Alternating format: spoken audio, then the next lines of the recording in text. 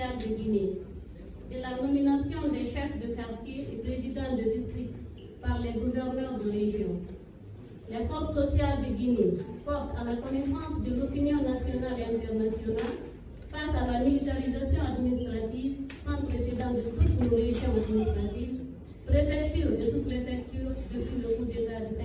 septembre 2021.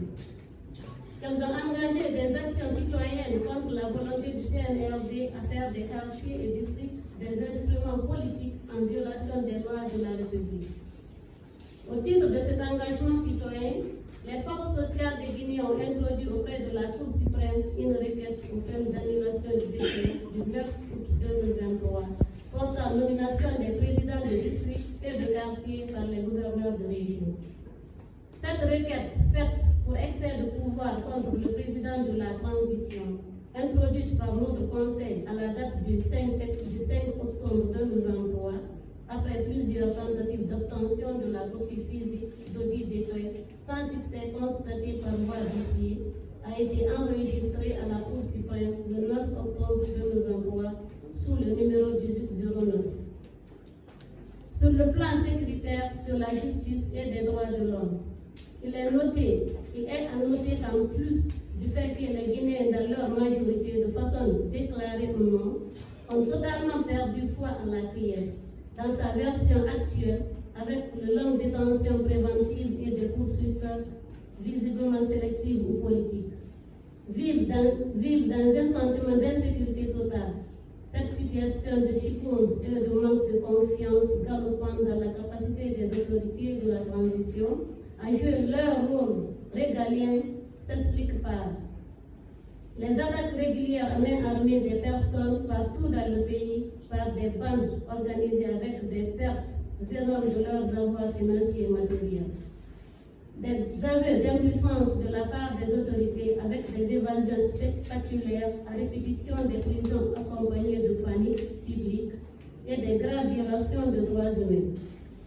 C'est aussi le cas des déclarations sans assurance sécuritaire pour les populations, comme des présences présumées de terrorisme sur le sol guinéen et des injonctions de poursuite sur les réseaux sociaux pour des faits de trahison et de détention d'armes sans présenter des indices précis ou des éléments matériels. De la manipulation de l'état civil à travers l'intégration du RAVEC aux actions de retour à l'ordre constitutionnel. Il convient de rappeler que le CNRD et ses appuis en jetant leur dévolu sur le RAVEC comme base du fichier électoral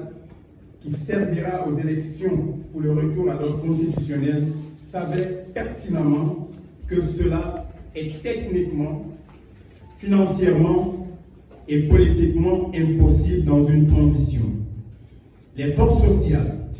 invitent le gouvernement et le MATD en particulier de revenir à la raison et éviter la manipulation politique de l'état civil en laissant son processus de modernisation et la lutte contre l'apatridie qui est engagé en Guinée et dans la sous-région depuis 2016.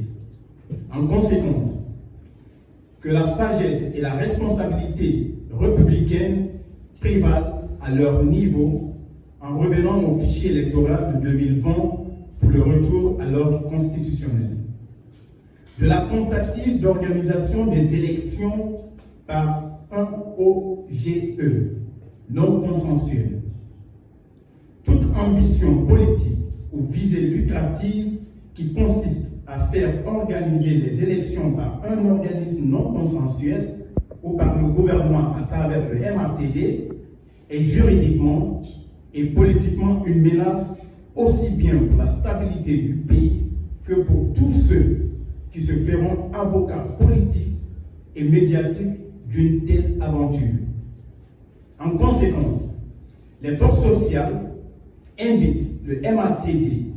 à éviter des charges financières, matérielles inutiles aux contribuables guinéens et des crises politico-électorales en s'abstenant d'initier ou de dérouler toute action qui mène aux élections par tout organe de gestion non consensuel. Conakry, le 25 novembre 2023, la coordination du Forum des forces sociales de Guinée. Merci beaucoup.